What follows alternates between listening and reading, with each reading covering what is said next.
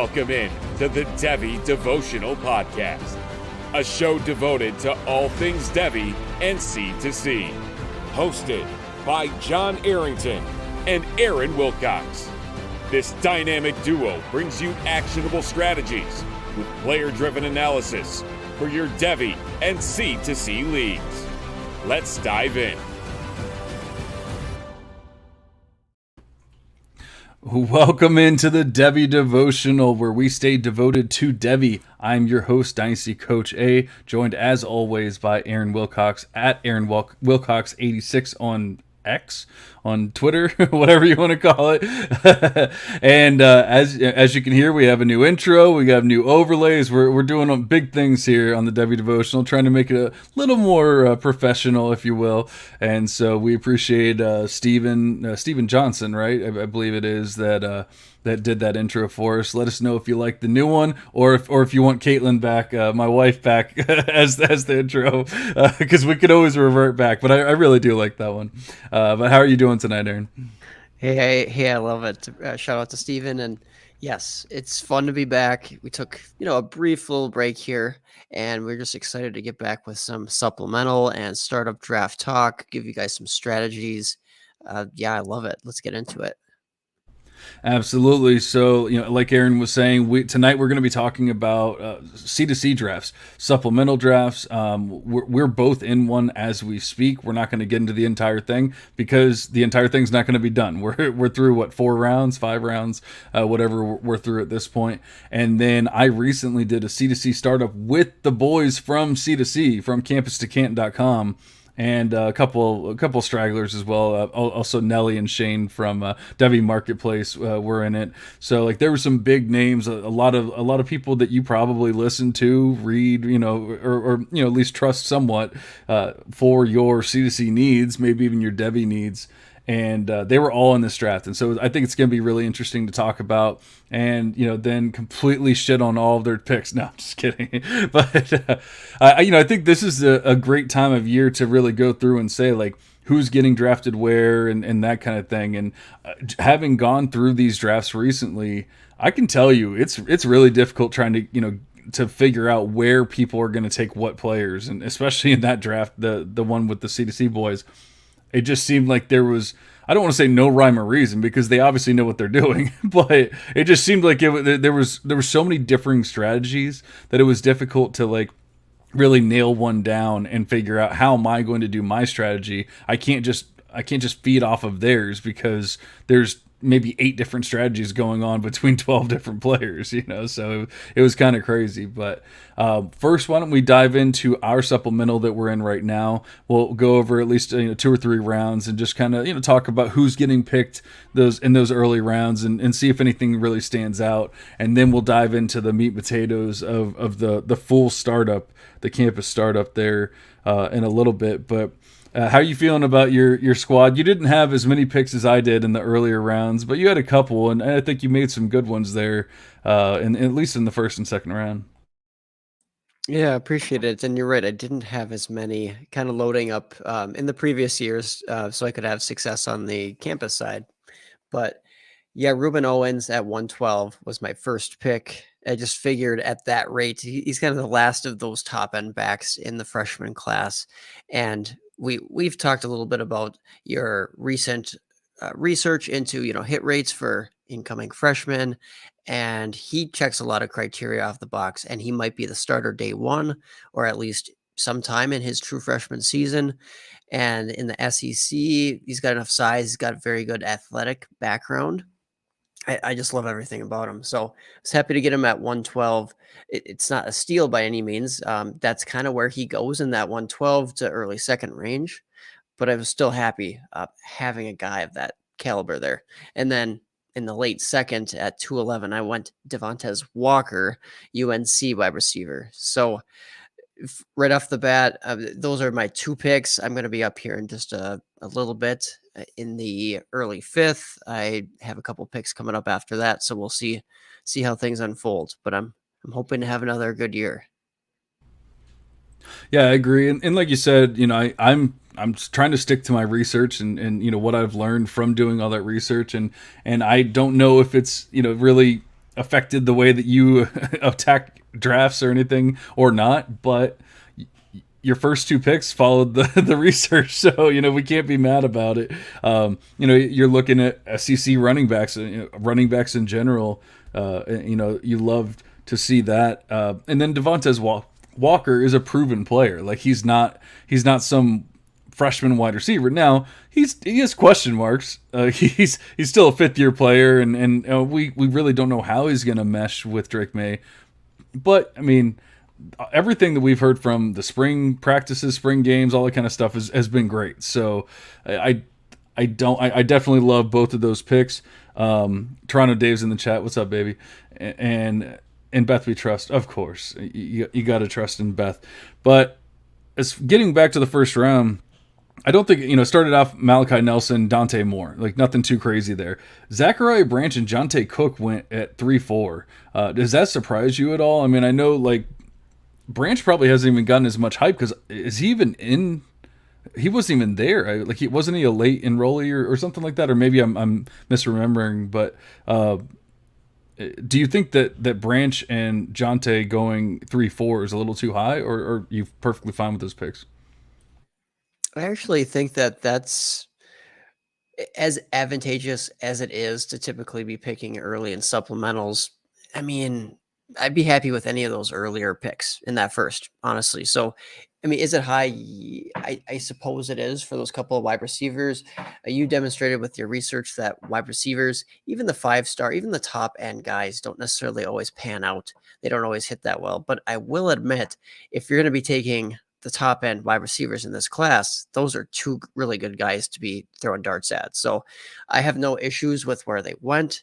Even Branch, I actually probably have more questions on compared to Jonte Cook. I mean, I think Jonte Cook, he's just the future at Texas. He really, really flashed some explosiveness, even just down the field.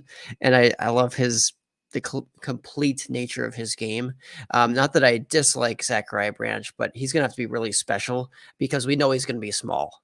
So and ultimately, yes, the NFL is not necessarily as size picky. They're not going to discriminate as much as maybe in past years. You can be a functional player in the NFL being a small size, but you have to be really good, right? You have to be Tyreek Hill type of good almost to be a big time difference maker.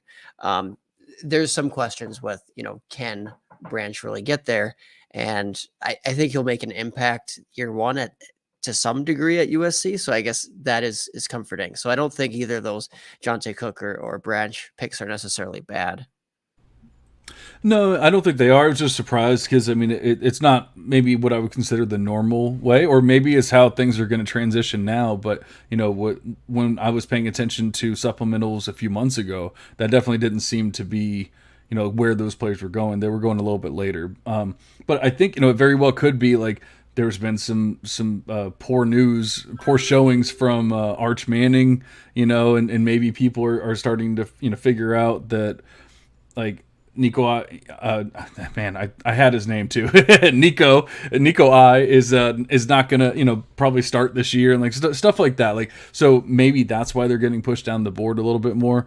And then, but that left me. I had 105. Now this is an orphan I took over, but so I didn't get any of these picks. This is what I had. So I had 105, and I ended up taking Cedric Baxter there.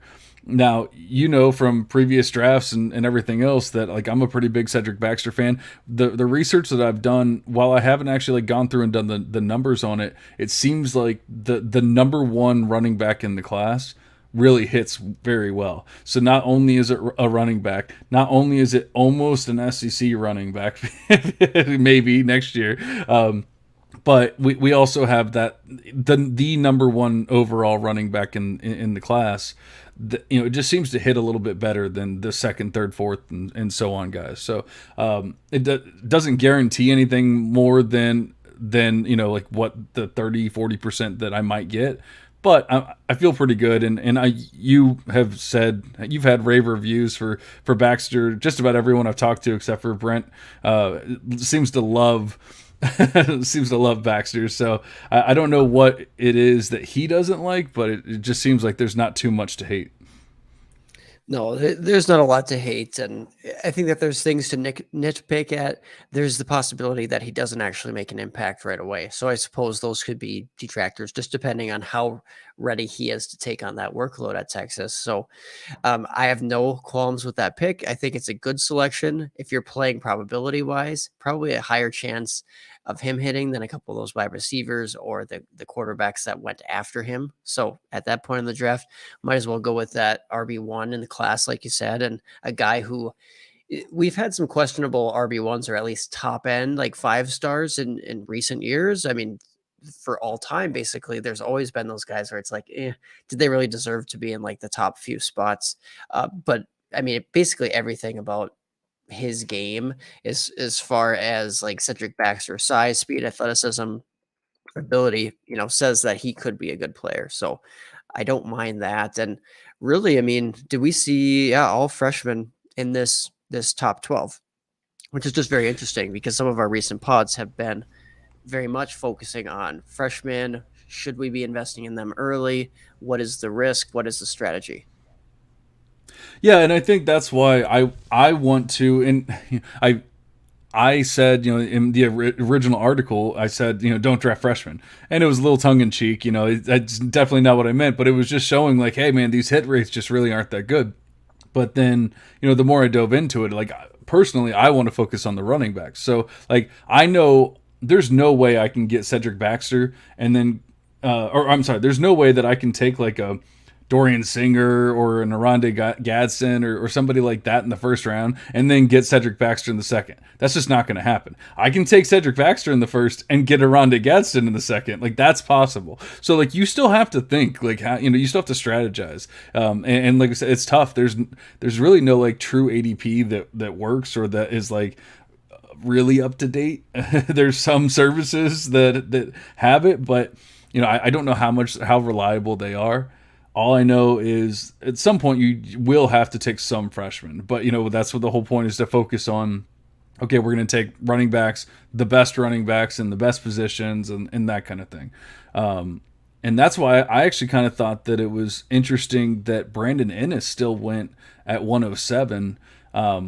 Obviously not a running back. First of all, I know people were really hyped about Ennis, maybe 3-4 months ago, something like that. But it seems like the hype has kind of fallen off. And if anything, he's not even the number one wide receiver on his own team, according to a lot of people. And I'm not saying that that's right or wrong. I don't even have a personal preference at this point. But were you surprised at all with Brandon Ennis going at 107? Yeah. So I was a little bit surprised, and I'm just going to give away kind of the rest of that first round just to put that into context, right? Who he went in front of, because right after him, it was Justice Haynes, Nico, Jackson Arnold, so a couple quarterbacks there, Roderick Robinson, Ruben Owens. And to be honest, I think I prefer all those players over Brandon Innes right now. Now, you could fast forward a couple of years. That might look really silly if Innes is the number one there, but he has a lot of competition from very talented players. So ultimately, is that a bit of a reach? It definitely could be, but I understand, like similar to your idea with, okay, I'm going to take a shot on the number one RB who has all these things going for him. Well, that's taking a shot on the Ohio State potential number one Ohio State recruit, and a guy who's super versatile, super athletic. We might just be forgetting about him because he wasn't an early enrollee. So I've never said that Brandon Innes is a bad player by any means, but you're right. He has been falling of late. So would I prefer to maybe scoop him up in the late first, trade back, hopefully, get him? I think that would be my strategy instead of just selecting him so early. But ultimately, he's not a bad bet. I feel as though, even though we've talked about the freshman hit rates, etc., in this first round, I didn't see a lot of guys that had to be, for example, guys who have already, played 1, 2, 3+ seasons in college. I didn't really see many of those guys being warranted to be taken in the first. So I guess, having Innes somewhere in that range. Yeah, and I tend to agree with that. I mean, I know personally, I would still be taking, or I would still want to take the players that went behind him in the first round, over him, like you were saying. So if I was drafting, the entire first round. I don't think that he would be in the first round, but it's just I'm not drafting the entire first round, so it doesn't really matter. But I'm trying to stick to the research as much as possible. But at some point, like you said, there's some good things going here with the Ohio State wide receiver, like the number one wide receiver in the class, and all that kind of stuff. So there's definitely some good things going for him as well. I don't hate on the picks. I don't think there was any like terrible picks in the first round, which you would hope that there wouldn't be, and it didn't happen here. The second round went Mekhi Lemon and Carnell Tate. The other wide receiver from Ohio State that we were talking about that maybe has moved ahead of Ennis, but that's probably more just personal preference. And honestly, you could probably flip a coin, and who God only knows who's going to be right. And then I ended up taking a Rondé Gadsden at 203, which then Aaron ended up sending me a trade offer almost immediately because he said that he wanted to get him at 212. So do you think that I reached at 203 because you were hoping to get him at 212, or is it just that you were hoping and praying and keeping your fingers crossed? Yeah, no, I did kind of want him at 212, and part of that is just a team need. And so strategy wise, you go into these supplemental drafts and you already have somewhat of a structure of a team. Like, yes, you need to really, get a lot of fresh blood onto that roster, right? You lose a lot of guys in a C2C league on the college side. You just lose them. They transfer out, get injured, declare for the NFL, et cetera, et cetera. So, or maybe they just bust. But ultimately, I have a lot of spots to fill, and that high end tight end is desirable. Absolutely. So I figured, why not kind of rekindle some old trade talks, um, some old talks that we had at one point of swapping some other running backs, incorporate Gadsden into the deal. Hey, it didn't get done, but I do not mind that pick at all in the second because, and I know that other guys in our league were also kind of eyeing him up from just conversations we've had. So ultimately, yeah, good pick there. I like what you did with Gadsden. He's kind of that cheat code. I just really hope that he maintains and retains that tight end eligibility. I think he will, right? That's the the consensus should be that he will, but I guess there's a slight chance they kind of move him back to wide receiver. I don't think Fantrax is going to pull a fast one and move him back, but I suppose that's the only risk. Plus, he's not really an NFL asset for the most part. I know he has some interesting metrics, but if he truly is kind of making that conversion to tight end, it's like, oh gosh, the guy has to put on like 30 pounds to be an Evan Ingram type. Could he do it? Maybe. Yeah. Yeah, he's only like what 217 or something like that. Somewhere around there. But Omega King, who is also in this draft, says that he would have taken him and Duchesne's, who Coney, that team, would have taken him at 209 as well. So he wasn't making to you at 212. I actually had a second pick in the second round as well. So there was no way he was making it to you. It was just for me whether I was going to wait and take him at what was my second pick? I lost it.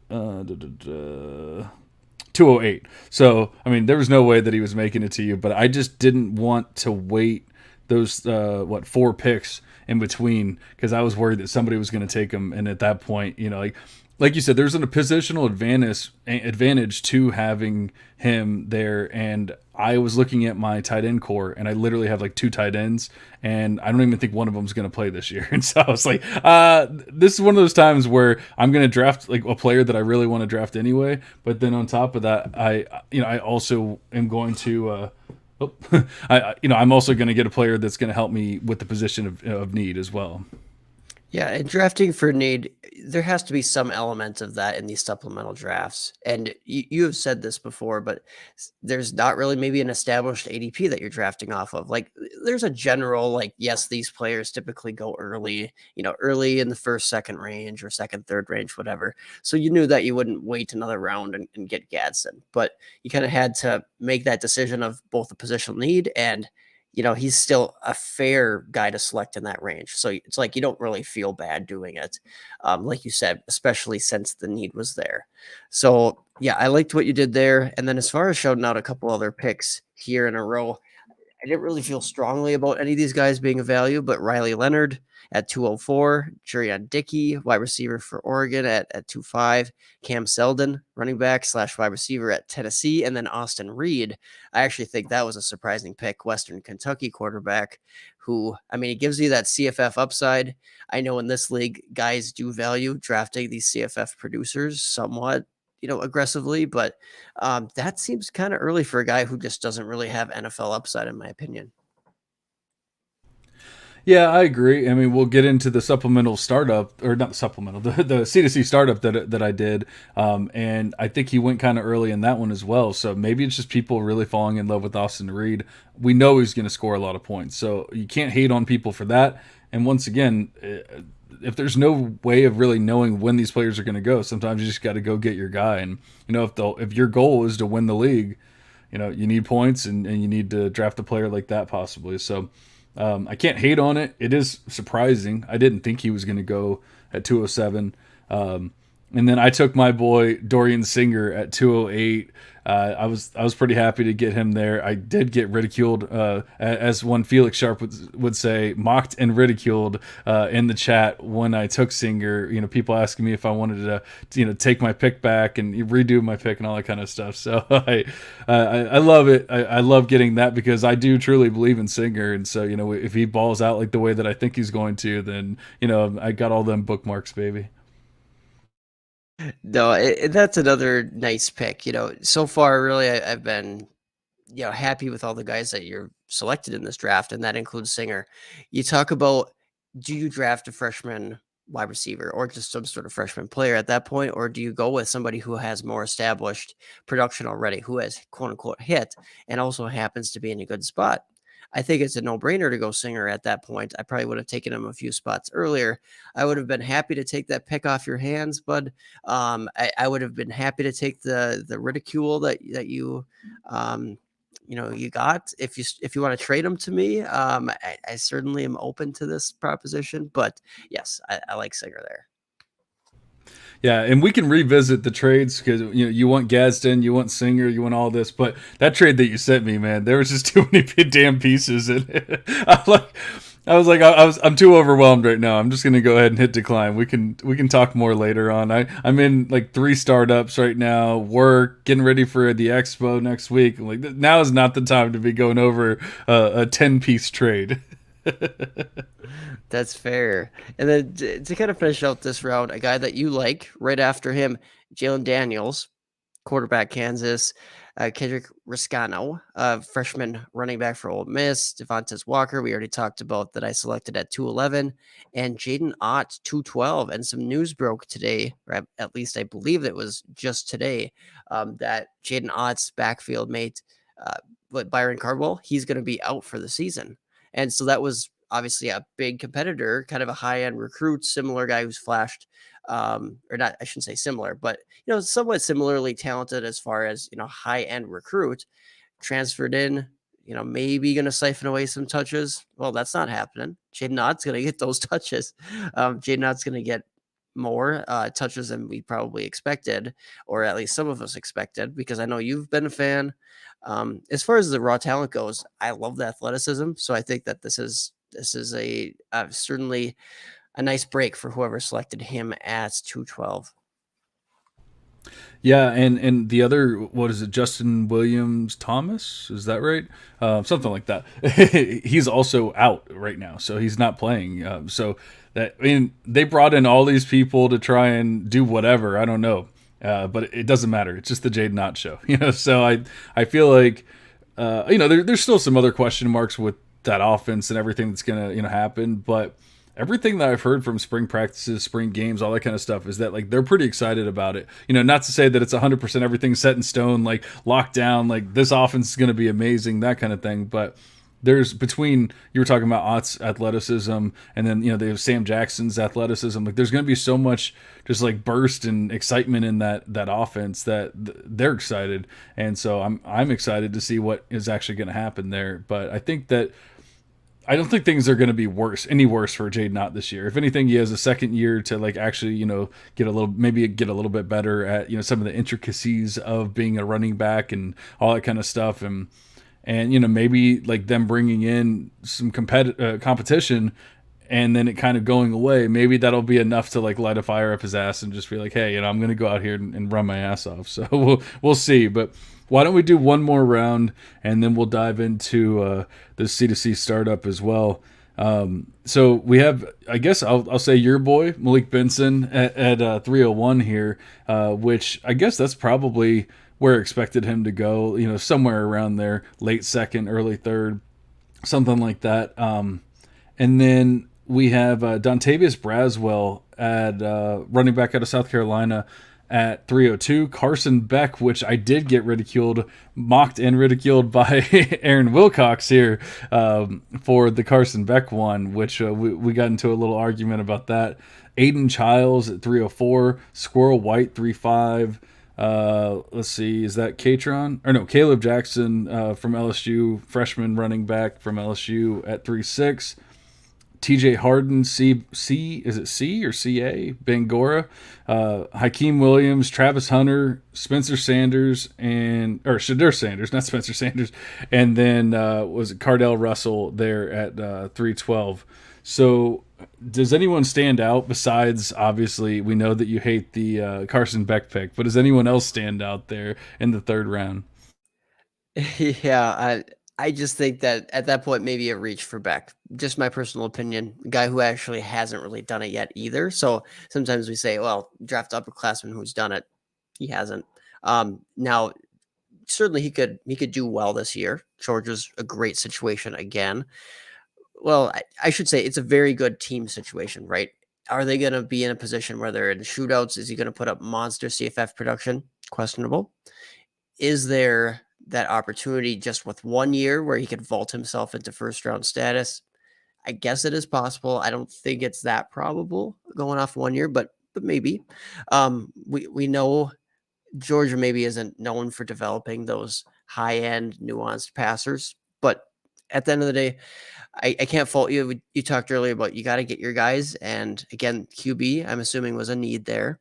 But as far as other guys in the round, I mean, you said Malik Benson. I do like him. I don't think I'm comfortable drafting him any earlier than the third. So that's a fair range for him to go in.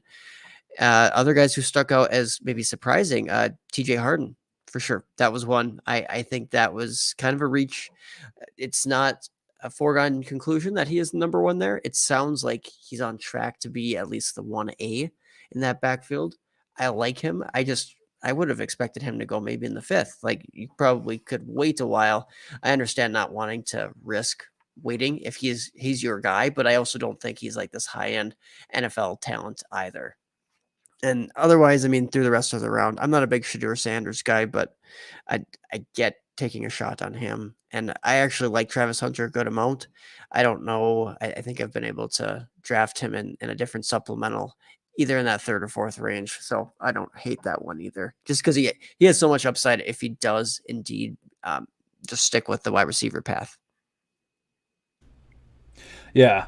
And just to defend myself a little bit, like you said with Beck, I do have somewhat of a need for QB, and so I just was wondering, how long can I wait and still get Beck, because they're talking about, everyone's talking about how easy their schedule is this year. So I mean, they should be able to just walk all over like these teams, and that might mean that he only plays like half a game or something. But you would hope in that half a game that maybe he has 3 touchdowns, 300 passing yards, something like that. At least gives you something respectable, in case I need him. I hope I don't even have to play him, but shit happens. So that was the first goal. But then the other thing is, it seems that the talk is that everyone believes that Carson Beck is a better player than Stetson Bennett. And I mean, I'm not like, that's not even saying that much, because we don't really think that Stetson Bennett's all that amazing. And then Stetson Bennett goes and gets drafted in the fourth round or something like that in the NFL draft this year. But that was as a 6th year player, I think it was, and who wasn't very good. So what happens if Carson Beck's actually good as a senior, like a 4th year player? Like, he very well could go in the first, second round. Like, I'm not saying that it's guaranteed by any means, but the things that we saw last year were promising. He did have a really pretty good big time throw rate. His his A dot really wasn't all that great. So like I would like to see him push the ball down the field a little bit more, but he only attempted like I think 33 passes or something like that. And then but his adjusted yards per attempt were great, like above 10, which is what you love to see, especially in the SEC. And no interceptions. Once again, small sample, like that's probably going to change, but he had 0 interceptions, threw a few touchdowns, like all great things, albeit in a small sample. But just the way that I'm looking at it is we expect them to at least be competing for a national championship. They're always going to be, everyone's always going to be looking at Georgia. So if he's better than Stetson Bennett, is it going to be that crazy to think that all of a sudden he gets talked about in the first round of the NFL draft? I don't think it's that insane. Yeah, I mean, you're right that the team is going to be so good that he could be thrown into those conversations, same way Stetson Bennett was. Like, could he be a day two guy? Whatever. Ultimately, this guy couldn't beat out Stetson Bennett for a couple of years. This guy had such a small sample size that I don't want to draw too much conclusions from that on a dominant team. So I told you after the pick, I was like, I'd take him later in the supplemental. But ultimately, I think we agree to disagree on that one. But was there anybody else in this round that, or I guess even into the fourth, we won't go through the whole fourth, but is there anybody else that's gone off so far where you're like, what's going on there? Too high or maybe too low? I think the Lenore Sellers pick in the fourth is a little high for me. I get that he's an athletic quarterback and people love that and everything. So like I can't even hate on the pick by any means, but I don't know. I don't even think that of the top 5 guys, those top 5 5-star QBs that we have that everyone thinks are going to hit, probably only 2 of them at best are going to hit. So then when you start getting into QB6, QB7, QB8, like it's just what are the odds of these guys hitting? Not to say that it can't happen, won't happen. It's just, man, the odds do not seem great. And so at that point, that's when I'm looking more for players that have already done it. Like I ended up taking Dominic Lovett a few picks later, and obviously completely different position. I don't know if the person that took him at 401 desperately needs QB and wants that like athletic prowess and all that kind of stuff. So I can't even say anything to their strategy. But like if anything, I kind of feel like Dominic Lovett. I don't even say like if anything, Dominic Lovett is underrated right now in my opinion, and so he doesn't seem to get any love. But going back to the Georgia offense, how easy their schedule is, all that kind of stuff, who's going to be their wide receiver 1? In my opinion, it's Dominic Lovett. I mean, he already dominated in the SEC on a pretty poor offense. So what happens when he goes into a more prolific offense, and now he's over 1,000 yards and everything. Next thing you know, people are talking about him in the first round. Like I don't think he's a first round wide receiver, but he doesn't even seem to be considered like round 2 or anything like that right now by most people. And I feel like he should at least be in that talk. Yeah, he should be in the day 2 conversation, and I do like that pick. But I will say both those guys, boy, do I miss the days of the early off-season drafts, the supplemental draft that took place in I think it was February that I was in. I mean, Lenore Sellers, I got him in the 11th round of a supplemental. Like, I mean, at that rate, yes, absolutely take a shot on the athletic quarterback. Or like Dominic Lovett in that same draft, I got him in the 8th round. It's like the way that some of these like ADPs kind of settle out. It's like you're right. Dominic Lovett is totally underrated asset. And drafts later and later into the offseason seem to get a little sharper versus I think sometimes those early off-season ones, you can get those edges if you are quick enough to react to a breakout season like Dominic Lovett, or maybe you are into scouting, so you hit on that Lenore Sellers before he gets way too out of price, because I agree right now he's overpriced in the 3rd, 4th round range for sure. So I like the Dominic Lovett pick. That was in my opinion, like I said, I didn't love your Carson Beck, but then you turn around and redeem yourself there. So I love that. You love to see it.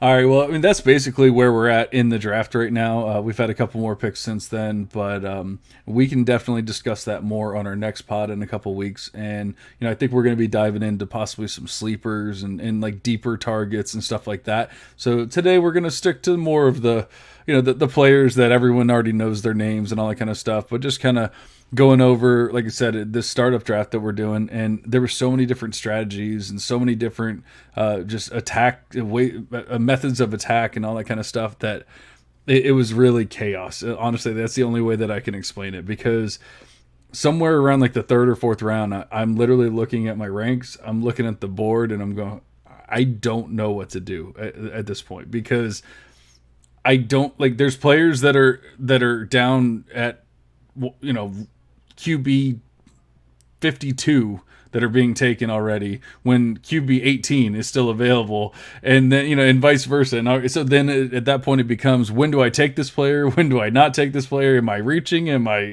going to miss out? And like I said, it was chaos, and I really didn't know what to do. So, like I said, we'll talk about those sleepers and everything in the future pod. But why don't we go ahead and dive into that startup? And we will, we're not going to talk about every player because we don't have that much time. We're already almost 40 minutes in and all that kind of stuff. So we basically are going to pick out a player or two each that we liked and didn't like, or didn't love the pick, that kind of thing. At least in the top 10 rounds or so. And then if we have time, we can talk about some other players that we liked there, and maybe the top half of the draft. But why don't you start us out with the player that you liked and then the player you didn't like in the first round? And of course, that's kind of like, tongue in cheek, because it's the first round. Like, there's not going to be too many players that you don't like, but maybe you just don't love that pick in the first round. Right. Some of these selections that we're going to make, it's more about the value than the player. And that's what this first pick is for me. Evan Stewart at 106 overall in a startup draft just seems high. It's a 3 QB league. But at that point, Drake May, Caleb Williams being off the board, I don't blame anybody for trying to go positional player. I just think that a Raheem Sanders, an Emeka Egbuka, Travion Henderson, Braylon Allen, Brock Bowers, even, like, those guys seem like they're just safer to me than an Evan Stewart. But ultimately, good player Evan Stewart is. I just think that he should have been a little bit lower. Honestly, I don't know if he should have been in the first round. So that was, I guess, my quote unquote dislike. But then as far as my likes, I mean, I liked most of the picks from 9 to 12 or 8 to 12 there. Like some of the guys I just named off: Raheem Sanders, Emeka Egbuka, Travion Henderson, who you selected, Braylon Allen, Brock Bowers. I mean, I think that all those are probably solid values. I'm not sure about the tight end premium in this startup, but I mean, Bowers is always a nice weapon to have. Yeah, it's just 1.5. It's nothing crazy. So it's worth it. But Bowers, like you said, doesn't really matter. Like, Bowers is Bowers, and especially in a C2C league, he's going to be very valuable. I know there's people that think that he's going to be a better prospect than Kyle Pitts, and then there's people that say he's undersized and all that kind of stuff. So like I kind of see both arguments. But for college fantasy football, he's going to be perfectly fine, and he's going to score a shit ton of points. So I definitely don't mind that.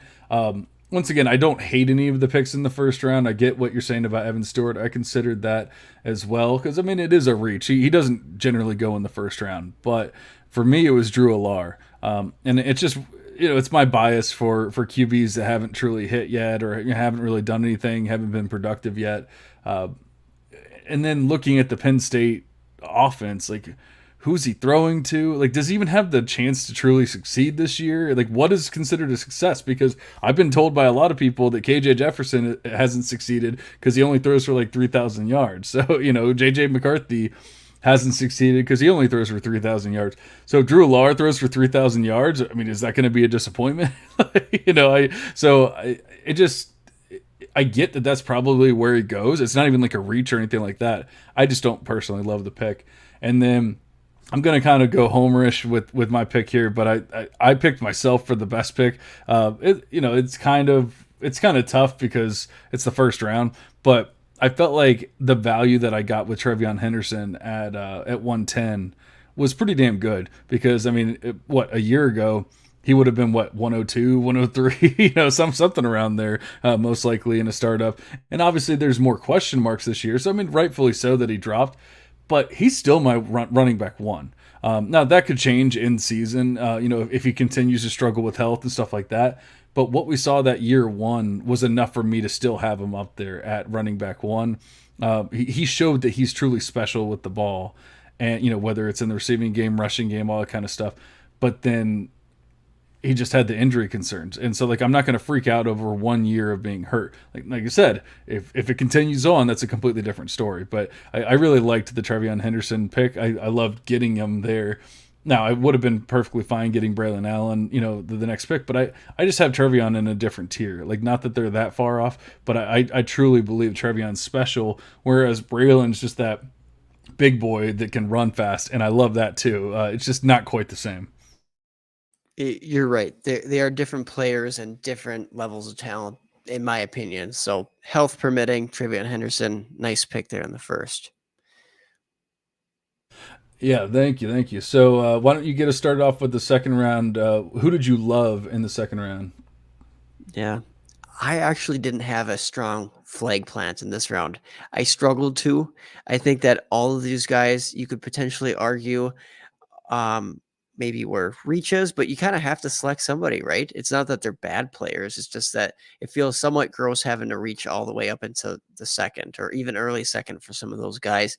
So the top couple guys at 201, Xavier Worthy, I thought that was a solid selection. But honestly, I mean, he shouldn't go earlier than that. That's probably the highest he should go. But I think that's a solid player that you're landing there in the early second. And same with Malachi Nelson, same with Cedric Baxter. Solid picks early in the second there. Malachi Nelson. I mean, it's just safe going with the USC wide receiver or quarterback who has all that wide receiver talent there, who has a great coach, great system in place. And, people are going to love that Caleb Williams is coming out this upcoming year. They're going to love the things that they're going to see hopefully out of Malachi Nelson. So I think that those top three picks were my favorite. And then after that, I was like, I'm not so sure about the rest of the guys in the round. But you got to pick them at some point, like I said. Yeah, and I'm kind of with you. I didn't necessarily love any pick. Xavier Worthy kind of went where he should go, so I picked that. I've always been a fan of Worthy. It's kind of the same thing. Very similar situation to Trevion Henderson, where blows up year one and then gets injured or has some injury issues, quarterback issues, that kind of thing in year two, and he falls down the list. Once again, a year ago, he was in the first round. So, we'd have to just ask ourselves, how much do we really freak out from these injuries? And, and a broken hand for a wide receiver seems pretty important to me. So I'm just going to go ahead and say, 13 overall for Xavier Worthy is not a steal, but a good value. And so I really like that pick. And then I don't even necessarily hate the pick. I understand the pick, especially knowing that the person that made it is definitely more CFF oriented, but they're all in. They're all in to win it this year, and they took Malachi Corley from Western Kentucky, and it's just too early for me. We've always preached that these are the rounds where we're focusing on Devy players that are going to go to our NFL squads. And I'm sorry, but Malachi Corley is just not doing that. And so, or if he does, it's going to be a late round pick, 6th, 7th round pick, whatever it is. I don't love it. I get it. He's going to score points. And honestly, the person that took him is probably the odds on favorite to win this year, because he went very CFF heavy. And so he's going to score so many points, but we have to feed our NFL teams in C2C, leagues. And so I just don't love the pick at the end of the second round. Hey, that is fair. And I kind of had a similar deal, not trying to team up on this manager. The next round though, Austin. So in the third, 301, Austin Reed. I already talked about him in the supplemental draft, so we don't have to go over that again. Just again, I don't think there's an NFL future there. C2C leagues, as much fun as it is, you want to win both sides, right? I think there's a way to do that without having to draft CFF only type assets in the second or third. You can get those guys later on, right? But there's still a lot of very good Devy assets in the second to third range. So Austin Reed, 301 was kind of my least favorite there. Did you have a least favorite pick in the third round, John? This is going to come as a very big shock to everyone, but Luther Burden at 304 was my least favorite pick. And all joking aside, and I'm not even joking, I do think that it's not say a terrible pick, but I just don't like the pick. But when you look at who went behind him in the same round, even, Tet McMillan, Donovan Edwards, even Branson Robinson, like, think about the research that I've been talking about and discussing in the articles and all that kind of stuff. I mean, these are players that have already hit, or they're running backs. There's so much more to it. And then you have a player that has basically failed to do very much, was dominated by Dominic Lovett, which, once again, I feel like Dominic Lovett is underrated, but I also don't know that I feel like he's like truly special or anything either.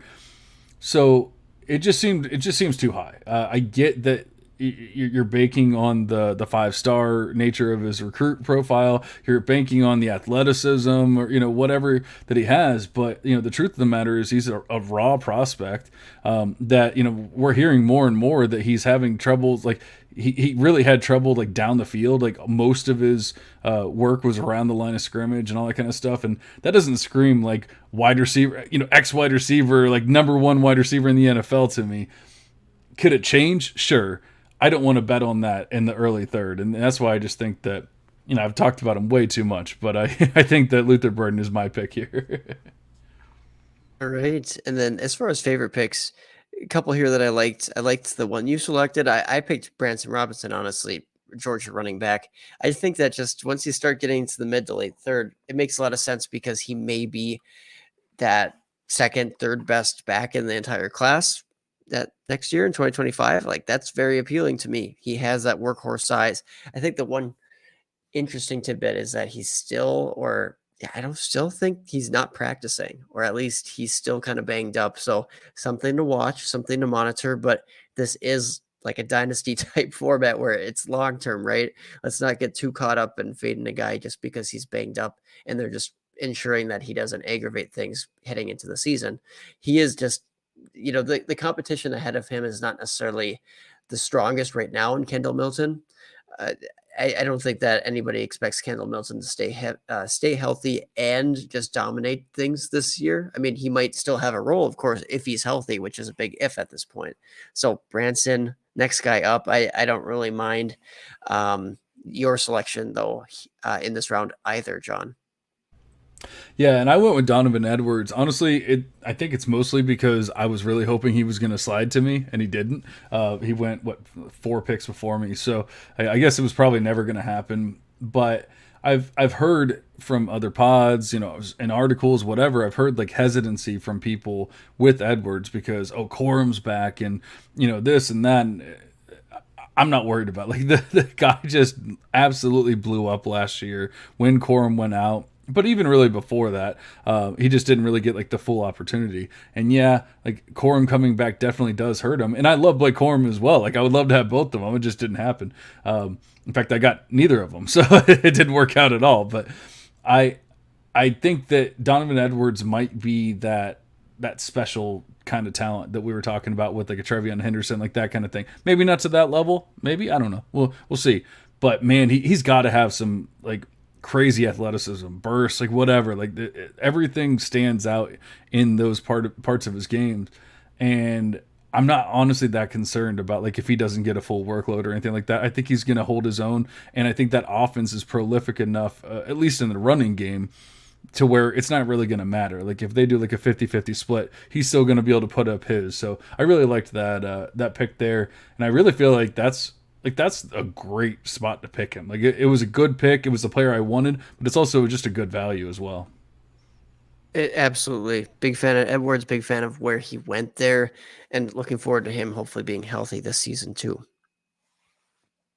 Absolutely. So moving into the 4th round, I feel like we're actually making decent time for once here. We're not going too crazy with our discussion, but we'll see if that gets crazier here as we get into more rounds. But I'm going to start off with the first pick of the round. I can't get behind Michael Penix Jr. in the beginning of the 4th round. I get that he's going to put up a bunch of points. Same thing. There's just too many Devy viable players that are going to be going in this round that even like I didn't even pick my guy as a favorite one, but I took Malik Neighbors. Like I love Malik Neighbors. I feel like he has he can easily be a 1st round talent in the NFL, at the very least a 2nd round talent. and yet, we have a guy in Michael Penix Jr. that I feel like he's going to be like a fourth round pick, something like that. Like he's going to put up points on the college side. But I mean, maybe you have a differing opinion on Penix, but I know he's gotten some hype from people, but I do not believe he's a NFL quality QB. So yeah, I went with Penix Jr. there for my least favorite. What about you? Yeah, no disagreement from me. As far as my least, I just said Jalen McMillan. It's not that I hate it. It's just at this point, I don't like it. I don't think that he has a bright NFL future. Is he an NFL guy? Yeah, I think he'll be drafted by an NFL team if that's what you mean. But as far as difference making, I mean, is he going to be better than like Rashee Rice? He could be that type of guy, and I could see that sneaking into day two category. So I understand where people are coming from, but as far as is he ever going to be difference making, I don't know. He's going to be CFF relevant. We know that Washington is going to be explosive. His quarterback just went earlier this round. I just am not a big Jalen McMillan fan, especially Roman Dunze and some other talented wide receivers kind of eating into that share a bit. If it was just McMillan, maybe I'd change my tune a little bit, but I think it's just probably a smidge early. But again, don't hate it by any means. Yeah, and I struggled to pick my favorite player in this round. Not to say that there weren't good picks or anything like that. It was just I don't know that any one that like truly stood out. But I will say that I've fallen personally in love with Jatavian Sanders, and talking about the positional advantage and all that kind of stuff as well. I felt like taking him here in the fourth was late fourth was a good pick as well. Like I said, I don't know that he like it stands head and shoulders above any of the other picks, but when you get that positional advantage that not too many people are going to have in this league or in any league, then I like getting that. And I also think that Jatavian Sanders is an NFL quality player as well. So like I think he's gonna, there's definitely talks of him being a first round pick next year. So you're getting the best of both worlds there. Yeah, I don't hate it amongst tight ends. It's a very risky proposition going with Devy tight ends. We just truthfully don't know. Like, how are they actually going to pan out as far as NFL players? They could be good prospects. They can get first round draft capital. It just doesn't mean a lot because there's just so many things that can go wrong. And it's a position that can, easily accrue injuries, things like that. And I do like JT Sanders. I don't want to sound like a hater because I didn't dislike the pick in the late fourth at all. As far as guys that I like, I mean, Troy Franklin, Connor Wegman, guys I'm fans of there. If I had to pick between them, Connor Wegman, I think that in your fourth round, if you can land a guy who could be a franchise quarterback, who could be a difference making quarterback, especially for an NFL future potentially, I think that's a good spot. So I liked him in the 405 slot of this startup. Yeah, and I agree. That's definitely a good pick there. I was definitely considering him there between Neighbors and Wegman. I went Neighbors hoping that the QB would drop, and it obviously didn't work out. So there was a couple of times, like I said, it started getting difficult probably around this time to figure out. Once you have Rasheen Ali, Michael Penix Jr., and like all these other players going in these earlier rounds, then I'm starting to think to myself, who can fall? Because like if you have all these CFF producers that being drafted, once again, I'm not even saying I hate the strategy or anything. I'm just saying that I was looking at it a different way. But when you see that, then you start thinking, oh man, maybe Connor Wegman's gonna fall, and then he gets picked two rounds or 2 picks later. So it doesn't always work. Yeah, and just look at the guys who he went after. It's like Arch Manning, Nico, Klubnik. Those guys were in the second, right? And then you see Austin Reed go in the early third. You see Bo Nix go at the end of the third. You see Penix go before him in the fourth. It's like, I mean, Wigman, he's already shown way more than he's shown more than the freshmen who haven't even done anything yet. And then some of those other guys, they're CFF only. Like, and this is a 3 QB league. Like they matter. So just a phenomenal pick. I actually am warming up more and more the more I talk about it to the Wigman pick for sure. Yeah, and I think I failed to mention that it is a 3 QB league, and it's not super flex. It's 3 QB, start 3 QB. So they're definitely important in that league to say the very least. But moving into the fifth round, I went ahead and picked a player that I just talked about, Blake Corum. I felt like it was my favorite pick there because It's kind of the same thing I just said about Donovan Edwards. Like, they're gonna be in a prolific offense again, at least in the rushing game. They're talking about even throwing more. Hopefully, the offense in general or as a whole is going to get better. But I think that Corum is going to do exactly what he did last year. Maybe he won't have the full workload like he did, because I think it's going to be what people expected it to be last year, this year. Because I feel like the team was trying to save Donovan Edwards so that they could have him for this year. But then, of course, Corum comes back because of the injury and everything. And so now they're like, well, we're not going to save him. I think they're just going to end up doing a split, and it's going to be 50-50. If anything, they might want to save Corum. Like, he's already shown what he can do and that kind of thing. And so I think that when it's all said and done, I love the player. Getting him here in like the late fifth just seems like a steal, because I think he's still going to be viable in the NFL. I know people have height concerns. It's not weight concerns. It's not BMI concerns. It's literally just height concerns. He has athleticism. He has like all of the things that you want. He has obviously shown that he can do it. In on a good team, or against good defenses, all that kind of stuff. And yet, I just feel like he gets kind of underrated. So I really like the pick there. Yeah, he's still a good player. Let's not dismiss him. I think a little bit of that is just recency bias, right? He wasn't there for us, in the college playoffs, etc. Is he going to be healthy? I think he will be healthy. So I don't mind the Blake Corum selection there, but I actually went with, originally I was going to go with Rondé Gadsden, so tight end, who's kind of that cheat code. I think grabbing him in the early fifth is very nice. But honestly, the more I thought about it, I'm like, wait, Damian Martinez also went in this round. Like Damian Martinez, there's been guys, a couple of running backs already selected where it's like, I don't know if they're really NFL guys. I think Damian Martinez not only can be a high-end CFF producer, but he has a shot at being a decent NFL back too. So I really think that that's a nice pick there in the mid fifth.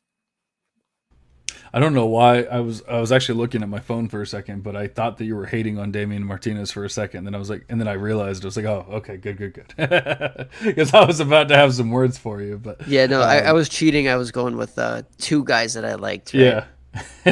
Yeah, no, I got you. And we already talked about Gadsden enough, but we haven't really touched on Martinez there too much. I like Martinez as well. So, and then the player that I picked that I really dislike here is Matthew Golden. I just don't think that he's special, at least what we saw from last year. And then with Houston moving up to the Big 12 and going up against harder competition, what are the odds that he like just truly stands out this year? It just doesn't seem very likely to me. So I feel like while he had a good freshman year, it was in, I always get the G5 ones, whatever he was in, American Conference or whatever he was in before.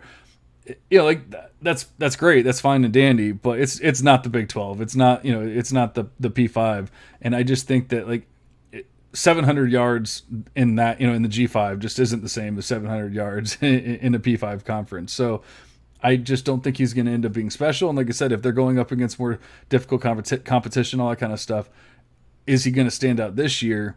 Then it just seems like I don't really want to take him this early, because I feel like his value is going to drop. Yeah, he's a guy where I'm not sure if his value skyrockets. I can certainly see him retaining. I think we've talked about this before, where even if his counting stats don't really take that huge leap forward, I do think that his share from the offense will be pretty considerable. I mean, you think about Tank Dell stepping down, and that's a big reason. Tank Dell's talent, and he was very old, so I mean, he had been working on his craft for many years there. But I mean, Tank Dell, I'm not a huge believer, and none of us should be a huge believer in just vacated targets. Like, okay, they're all going to be allocated to one guy or whatever the distribution is. Things change, like you said, level of competition and quarterback situation, offensive, how much points they're going to score this season, etc. So I don't expect, like I said, maybe the counting stats to take a huge leap forwards. So maybe people do end up getting a little bit frustrated with that and moving him down. But in the grand scheme of things, I think he just continues to take on a larger share of the offense. He had decent numbers as a true freshman, like you said, not special, but pretty decent, pretty solid efficiency. So, I mean, if you're getting him quite a bit cheaper than like I don't know, a Luther Burden. I would take that, I guess, if you're comparing him to some of the previous picks selected there. So I don't hate it. I get what you're trying to get at, though. Yeah, and I mean, I said that Luther Burden should have been picked later, so I'm saying they both should have been.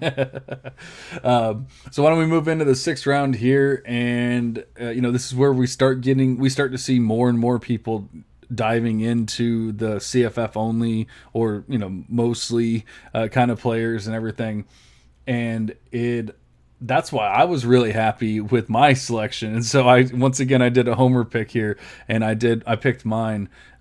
But I took Trevor Etienne here in the at 606, and I was pretty damn happy with that one because I feel like I said, we're kind of starting to get more into the CFF players and all that kind of stuff. But this felt like obviously not one of the last Devy viable players or anything like that, but maybe like one of the last like truly Devy viable running backs that I think that we can say like has a pretty damn good shot at making it to the NFL.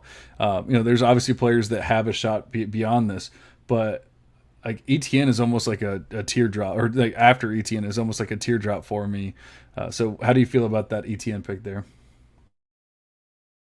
Yeah. I mean, I like ETN. We've talked about him a bunch on the show before. No complaints with your selection there. I think that's a solid bet to make at this point. And I picked kind of something similar as far as Roderick Robinson. I mean, he's an incoming freshman, right? So he hasn't done it yet, but he's set up really well at Georgia. He's athletic. He continues to impress more and more and more as people really catch on how athletic he is. And at that size, very, very tempting to end up going with a guy who you might have to wait a few years, but could be special. So that was my selection for a player that I liked versus a player that I thought maybe was a reach on it is Aiden Childs, Oregon State quarterback. First of all, why is Oregon State why is that a destination? Why are we drafting those quarterbacks like that's some sort of great destination? And maybe you want to look past it. Maybe you want to look just at the player itself. Like put aside that it's not a good school to develop quarterbacks. I mean, Aiden Shells, he is a raw player. Like, yes, he has that talent. He's like Lenora Sellers in some ways where he has a lot of talent. I haven't really seen it. Like it's just raw talent at this point, and that doesn't mean a lot. He's not going to probably start year one. It just doesn't seem likely. So you're waiting a whole nother year to find out even if this guy's okay. Even if he's okay, he's probably not going to be a big time CFF stud, and very much even more of a long shot for the NFL. So I just think that in the sixth, there's a lot of other avenues you can go there that are less risky, exposes you less to a big fat zero in your lineup. You could certainly go a number of different routes, but for me, not Childs. Yeah, I agree, and I considered taking him, but then I remembered, one of the major rules that I've discussed with the articles that I've been doing for C2C is don't take tight ends early. Just don't do it. And we had, and this is a placeholder, so I won't even say the player's name because I don't even know if I could say it if I wanted to. But it was a placeholder for Deuce Robinson, the tight end out of USC. And I know that people are getting, really hyped for him. At first, it was kind of like there was question marks about is he going to play football, and then it was, where's he going to play, and all that kind of stuff. Then we get the landing spot. Now everyone seems to love him. The hit rates for tight ends, like even the 5-star, the best tight ends, the hit rate is 12.5%. Like it's so bad. And then in the last article that I did, I think it was 3.7% of the tight ends that have hit over the last 7 years. 3.7% of them were a 5-star prospect. Now, that doesn't mean that Deuce Robinson can't hit. That just goes to show you how often it's actually happening. It's not happening, hardly ever.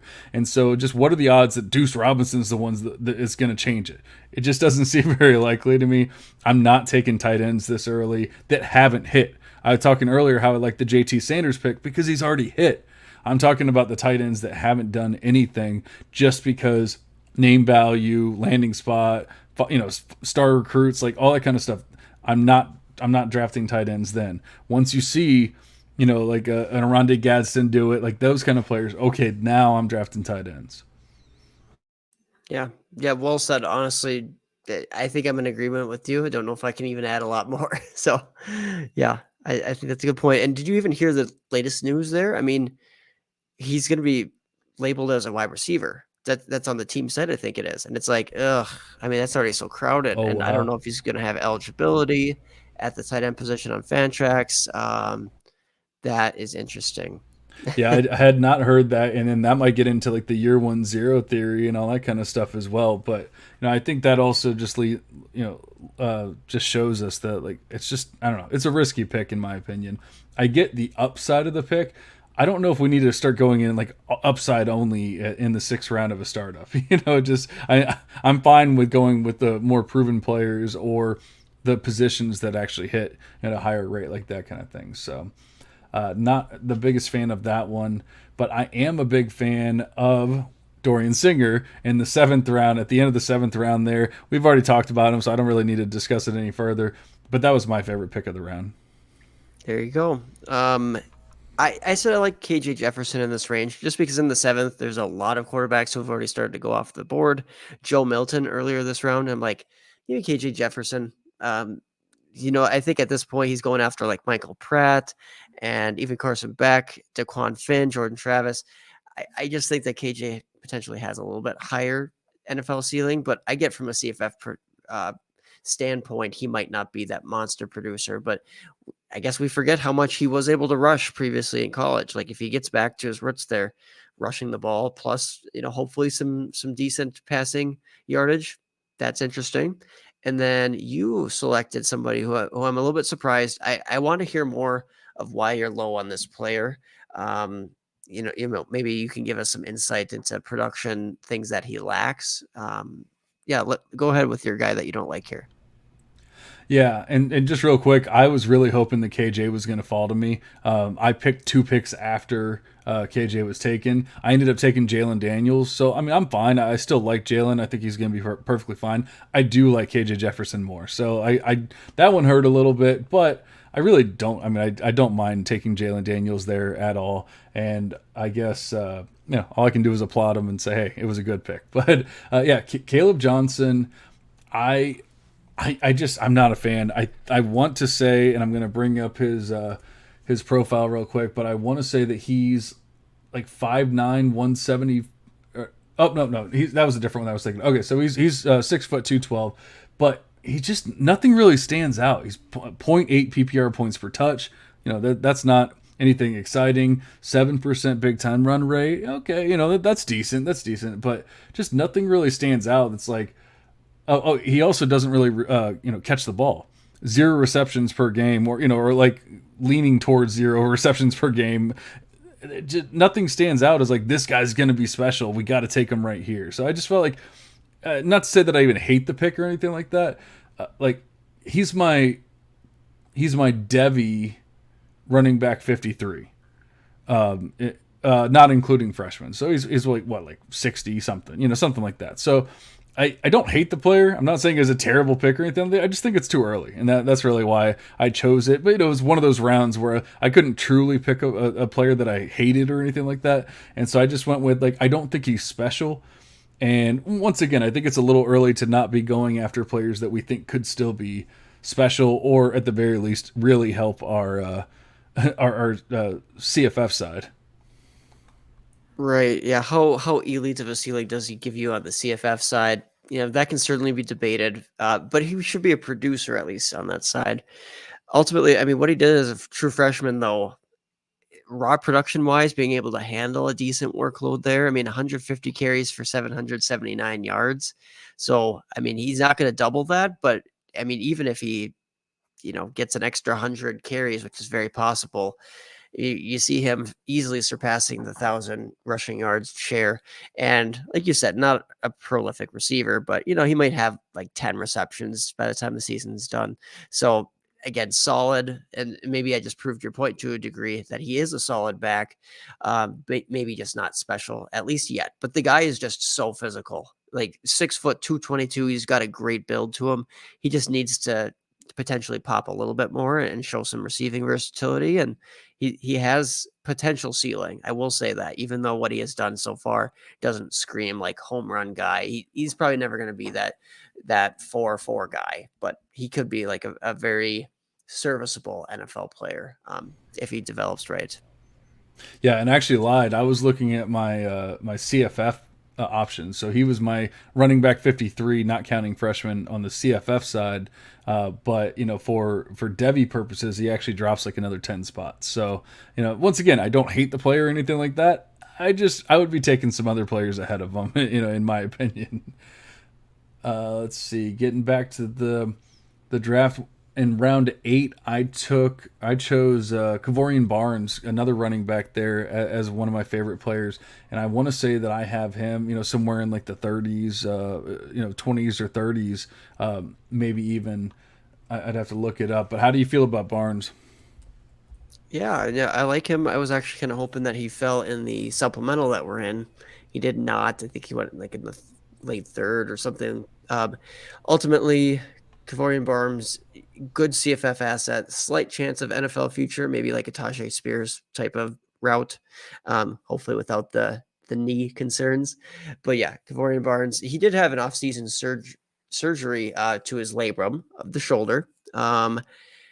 But he played with that this last season. So I'm not very concerned with the idea that it's going to be something that limits him this season. So, and he even put on weight. So I'm assuming it's good. I'm hoping it's good weight. I guess you can't assume if he's been still limited because of the shoulder. But yeah, ultimately good CFF asset. At this point of the draft, you start taking shots on those guys if they have an elite ceiling, and Barnes shows that. He has that elite ceiling. And as far as some of my thoughts in this round, I mean, Mario Williams was kind of a guy where I said, we've talked about him in the show before, so we don't need to rehash that. But Mario Williams, USC wide receiver, just hasn't really shown much upside in the past. It hasn't really shown that he's worthy of like day 1, day 2 draft capital in the NFL either. So he could really break out this season, but with a pretty still crowded depth chart at USC, I just don't think he takes that big leap. Yeah, I agree. And like you said, we've talked about Mario enough, but I honestly considered picking him. I don't think that. I think he's just going to get completely, passed over by every player, Singer, Branch, and everyone else. So Lemon. Yeah. And then with Barnes, he's actually my RB20 on the CFF side. So whereas I don't know that I like absolutely love him for Devy purposes. At least you're getting kind of like that ceiling, for the CFF side with that pick, and so that was really why I leaned that way for him. Honestly, there's a lot of picks in this one that are probably in this round. We really start to see a lot more of these picks be CFF oriented.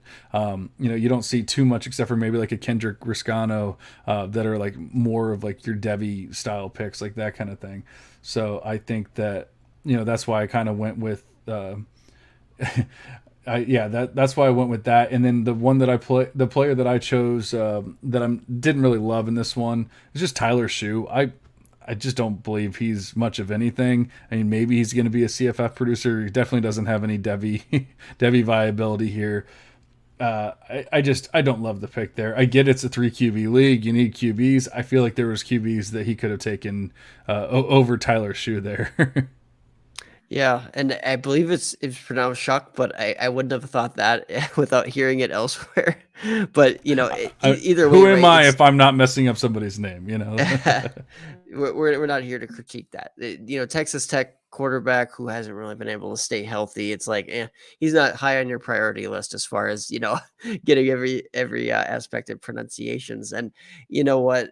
At this point in the draft, we talked about maybe you do invest in CFF only type of options at this point. And I think that's what he is. So like you said, maybe you go a different route, potentially go in with a quarterback who has a slight chance of NFL upside.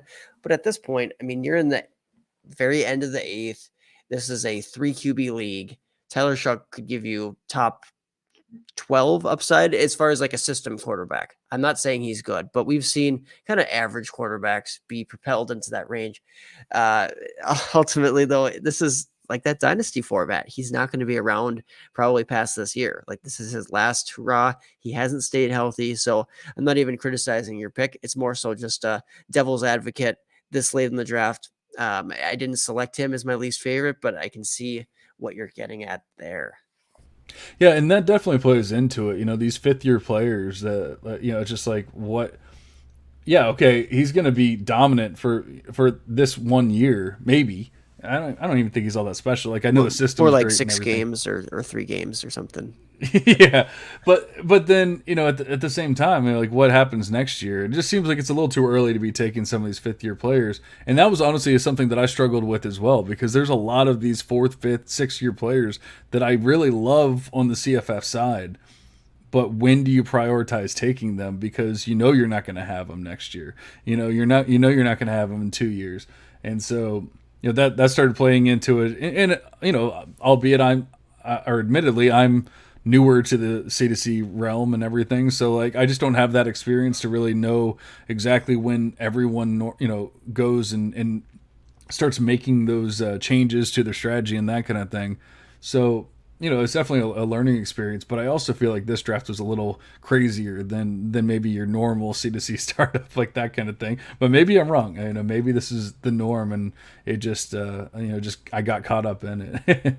But why don't we move on to the ninth round here, and then we'll probably maybe do one more round and then get out of here for this one. Like I said, we're gonna get more into the deeper rounds, the sleepers, if you will, the underrated players, whatever you want to call them.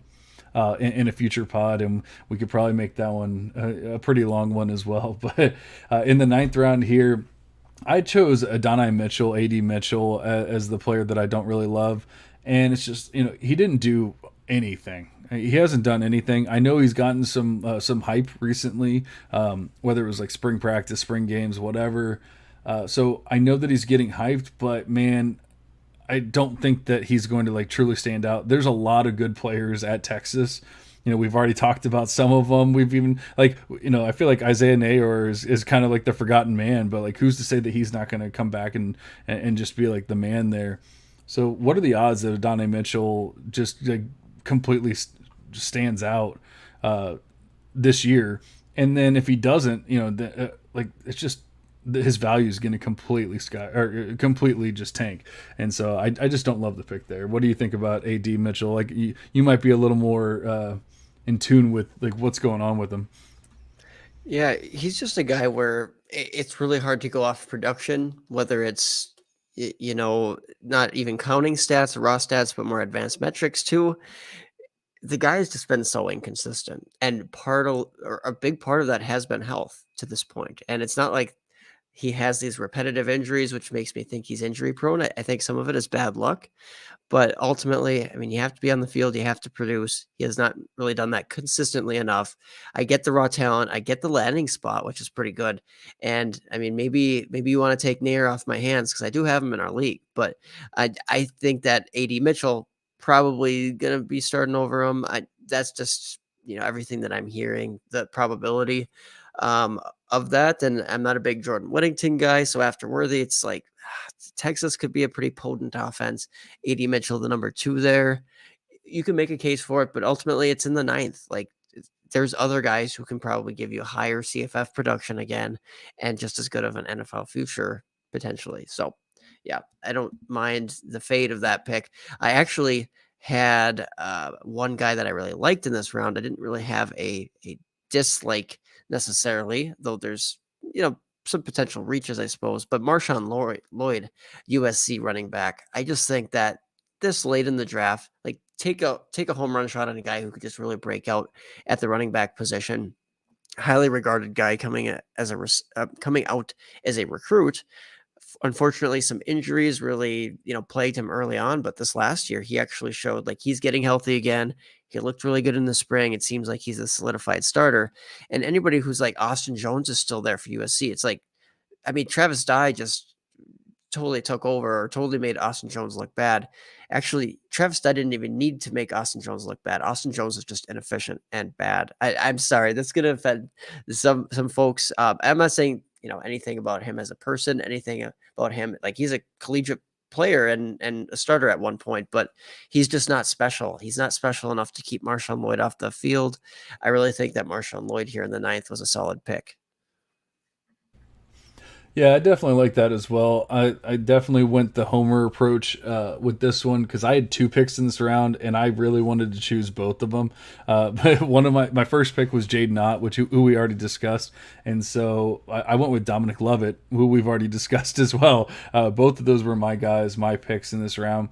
But when you're talking about AD Mitchell, and then in the same round later on, you can get Dominic Lovett, like somebody that's already proven on a prolific offense, all that kind of stuff, that is probably the wide receiver one on his own team.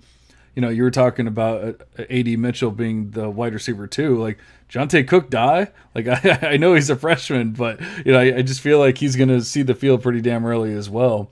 And especially if A.D. Mitchell has any kind of issues with health or anything like that. But we don't need to discuss Lovett anymore. But I felt like I was pretty happy to get him there at the end of the 9th round. Yeah, no complaints. We touched on him earlier. Yep. So in the 10th round, I actually went with one of my favorite players just because he was a sleeper last year for me, and it's completely worked out. Audric Estime, we've talked about him before. Like, he's the epitome of what a running back should look like. He just rocked up like stud running back, and I think that he's actually outproduced what any kind of expectations that anyone had for him, even myself. I recently talked to a scout, an NFL scout, and I slid into his DMs and just asked him about Audric Estime, and he said that he expects him to be like a top 150 player in the NFL draft. Now, that's not saying too much. What is that, 4th rounder? But 4th round or earlier. But in this new world of running backs, 4th round is almost like the 3rd round or 2nd round or whatever. So I feel like you're getting a solid CFF production because he's the only guy in town now, basically. I know there's like the freshman running back or whatever there, but he's basically the only show in town. He's gonna produce for you on for the CFF side, but then I honestly think that he's going to be a viable player. He may not be like truly special or anything like that in the NFL, but he's one of those kind of like David Montgomery's or somebody like that can run a backfield if need be, and like you need those kind of players on your squad. So I love getting him here. I know you chose another running back that maybe has more upside, but not as much promised to him, especially this year. Yeah, there's not much promise to Jamorian Miller, Jam Miller, Alabama running back. We just don't know, truthfully, if he's going to get on the field much at all. But ultimately, there's a chance that he is the guy that's next up. So whether that's at some point this season or next season, there's a very real chance that he is that Alabama lead back at some point in the next few years. He has that feature size back, enough athleticism, enough receiving ability and versatility that it's like, yeah, I'm very interested in him. Now, yes, do you weigh the safety of the floor of an Audric Estime, or do you go with a home run pick? I think in the 10th here, it's like you either get really good CFF guys, or at least very, high probability that they're going to be a good CFF asset, or sometimes you go with the high upside. I think, like you said, Audric Estime is maybe a blend of both. So I like that. But Jamorian Miller is also another guy in the 10th range, where you're seeing a lot of the other Georgia or Alabama backs go much earlier than him. Well, might as well take a shot a little bit later on an Alabama back where we know hit rates wise, that's a very good bet. And it's not like this guy's had injuries or off the field issues, etc. The guy's pretty clean. So ultimately, some upside there. Yeah, absolutely. I liked the jam pick. I told our buddy there that I liked it. It's just, I love Estime just because of where he came from and who he is now and all that kind of stuff. So I'm always going to love that pick. I don't even think we need to discuss the one that I didn't like, because honestly, like it's getting iffy about liking and not liking. It's a lot more hoping for the best and changes in scenery, new coaches. I mean, we had so many players in the transfer portal. Some of these players, I didn't even realize what team they were on until I actually went to draft them. And I'm like, huh. Okay, this is different. I need to do a little more research before I make this pick. But I will. I said we were going to stop in the 10th, but I lied. We're going to move to the 11th because I cannot stop this pod until we talk about Bucky Irving. I got him in the 11th round, 11-10. I honestly was sweating that pick so hard. I really probably should have taken him like 2 or 3 rounds earlier just to guarantee that I got him. And I honestly, I would have been so mad at myself if I had not. I just knew that the C2C boys hate him with a fiery passion. And so I guess I was kind of playing chicken more than anything else. And I mean, I guess technically I won, but man, it was scary as hell.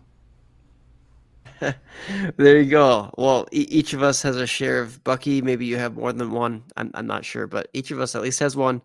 That's a good place to be as far as potential CFF upside, and maybe if he bulks up, there's an NFL chance there. So hey, good for you. Waiting it out. Sometimes I'm a type of dynasty C2C player where I kind of like to trade around, make sure I get that guy.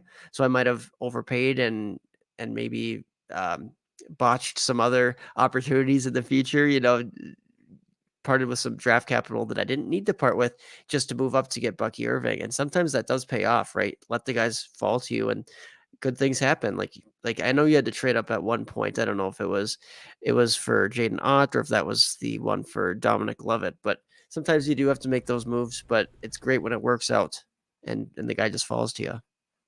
I actually didn't trade up at any point. I honestly I don't Oh, trade really? up all that often. I know, and I love it when you do it because I feel like you've gotten really good at it over the years, and so I do appreciate when you do it.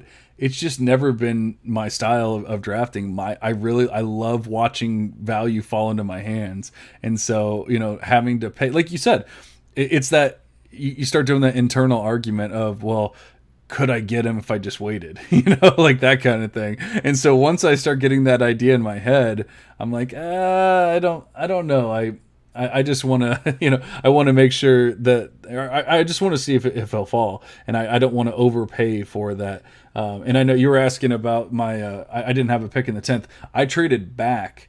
I traded back like a handful of spots, and then I ended up trading. I guess I traded up technically, but it was really that I moved up quite a few spots in the ninth, and then I lost my 10th round pick. I don't remember exactly what the trade was, but I didn't actually trade up. It was just like a part of the deal where he moved up a little bit earlier or later on in the draft. I moved up or I moved back, at that point. But then I gained like a full round. I don't remember exactly what it was, but I think I got.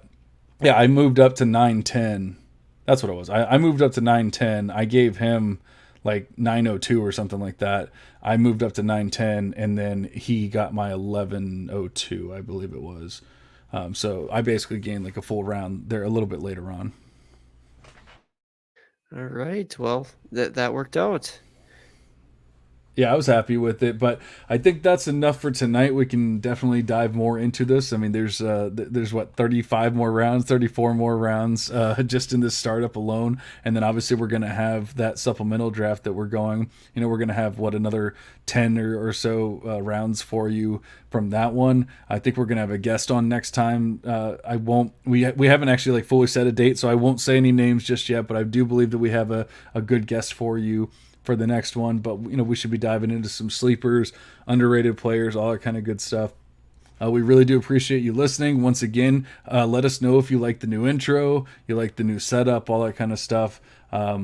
Any kind of feedback, we always greatly appreciate it, and we always want to hear from you guys. We hope that you're killing your supplementals, killing your startup drafts. If you have any questions, always let us know. Slide into the DMs for Aaron or myself, and we will always be willing to help you. Check out. I haven't said this to anyone yet, but we're gonna go ahead and shut down the C2C series in I think 2 more articles for the year, and then we're going to bring it back in the off season next year. So we're just not going to do it in season. So this will be like 1 or 2 more, and I'm probably just going to dive into maybe these drafts a little bit, like talking about some of the strategy involved and stuff like that. Like it kind of worked out perfectly to where we've started from like the introduction to C2C, what is it, all that kind of stuff, and then we started diving into strategy. Then we started looking at the freshman hit rates and all that kind of stuff, and then bam, now we're doing a C2C startup, and then a supplemental draft, and I can just kind of talk about all that kind of stuff. So I feel like it's a good stopping point. But I'll definitely be doing some other article series and stuff like that. But the C2C one will be stopping soon, and then we'll restart it in the in 2024. So appreciate you guys listening. Aaron, if you have anything else to say before we get out of here. No, other than, the articles may be, stopping or moving on to other topics, but, the Devy devotional topics, the Devy C2C love, and content analysis, that's going to stay. So you can look forward to that. You better believe it. All right, guys, appreciate you listening. We're going to go ahead and get out of here. See you.